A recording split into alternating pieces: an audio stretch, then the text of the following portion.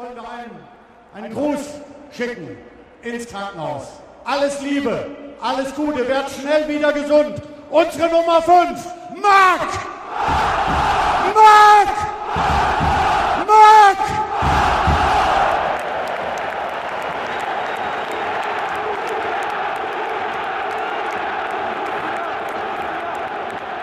The modern game of football is terrifically cynical and cruel. Intuitively, we know this. We watch as the Ousmane Dembélés of the world join our clubs, have an amazing season, talk about how much they enjoy playing for our club, and then force a transfer away right as the next season starts. We watch as big oil money buys a pretty decent player for over 200 million euros and overinflates the entire market. We see the gentlemen mercenaries, like Robert Lewandowski, give their sporting all for the club that they are with, but never hide their intentions to leave to bigger and brighter places. Gone are the days of the one-club superstar legends.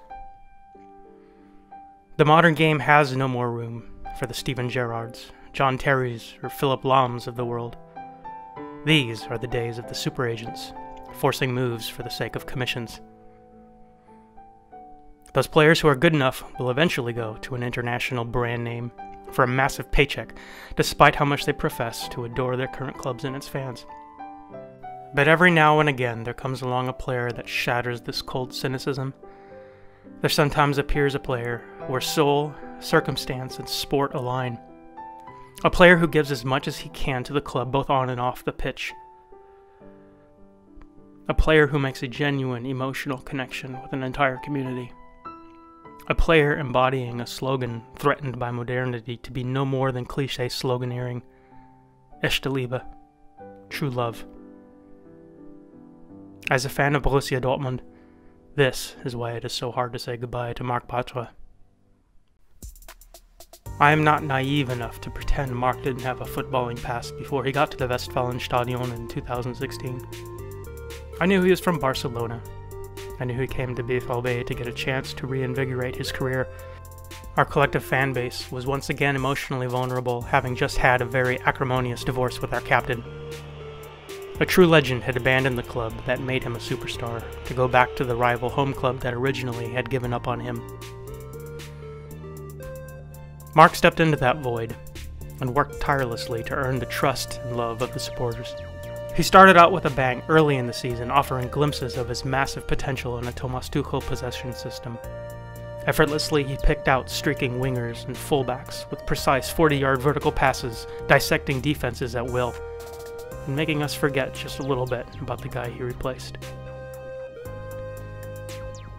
As a new center back, Marc struggled alongside his team during the seemingly annual BVB autumn collapse, eventually losing his starting position to fellow Spaniard Mikel Merino just before the winter break. But the fans did not give up on him. Marc showed nothing but class and passion for his new club. We all felt warm and cuddly as we watched him on BVB Total grin and laughingly stumble through his weekly German classes, many of us marveling at how someone could learn a whole new language in just a few months, and seem to fit in so seamlessly into a new culture, climate, and club. Ich will einen Tor schießen. We loved that he, unlike other transfers in recent memory, knew it took hard work to integrate and to win the love of the club and its passionate but still emotionally jaded supporters. When the second half of the 2016-17 season began, Marc got some more chances under Tuchel, and as the aforementioned Dembélé developed into a superstar, our Catalonian quietly developed into a regular starter.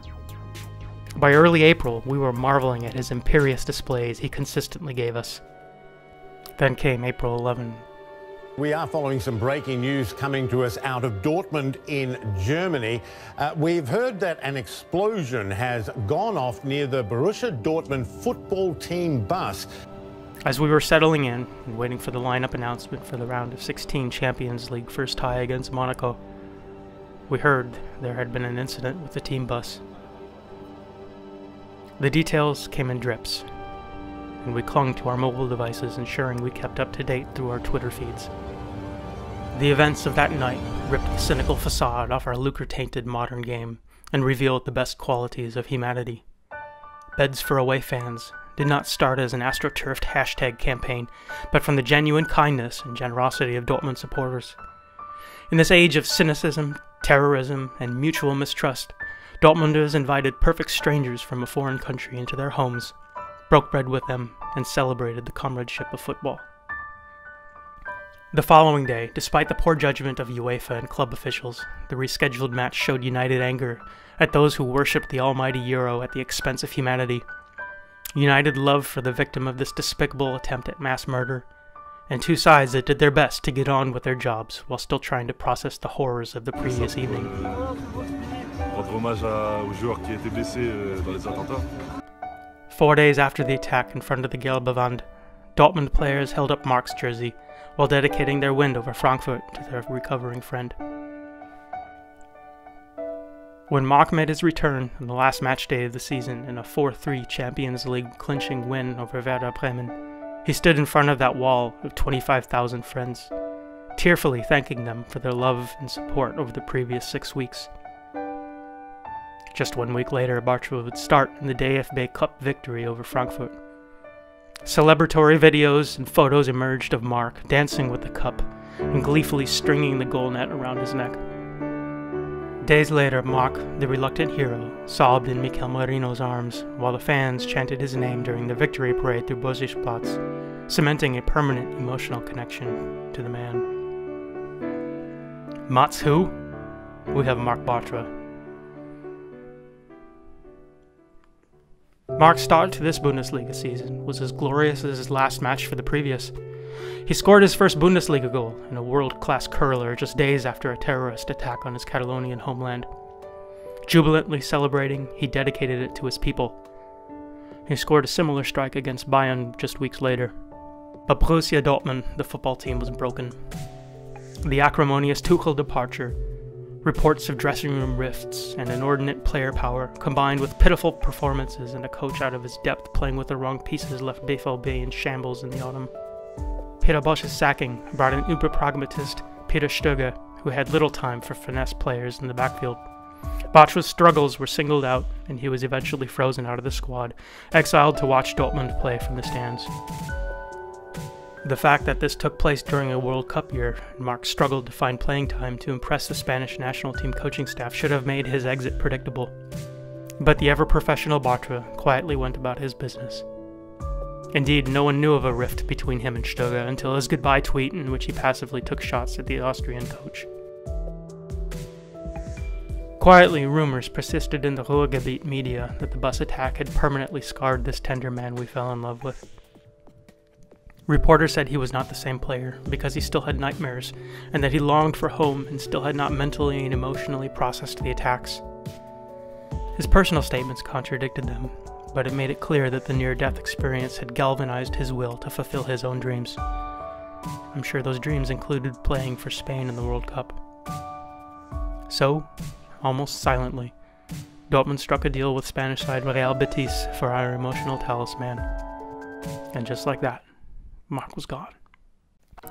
I suppose one can say that cynicism and cold reality always win. Hollywood feel-good stories never have an equally successful sequel because we know that life rarely provides one. It is so hard to say goodbye because we want to believe that the players love our club as much as we do. When we see a player like Marc, we buy into that innocent belief again, and when we see them leave, that childlike innocence gets crushed. The overly cynical will say that no player ever feels that for his club. The overly naive will say if one leaves the club, they never cared about it to begin with. But that kind of oversimplification is nonsense. I wish we could all live life like Marc. To live in the moment, to make a lasting impression at every stop on one's journey through life. To live, to love, to enjoy, to win, to lose, to cry, and lastly, to never give up the dream and move on, grateful for the opportunities to share those experiences with others. Let us simply say thank you to Marc for everything he did for the club, for the genuine love and passion he displayed to the city of Dortmund and the fan base worldwide. And as I tearfully remember his tears, I know that no one can take away those moments. You are a beautiful man, Marc Bartra. Fare thee well. We love you. You are welcome in our home at any time.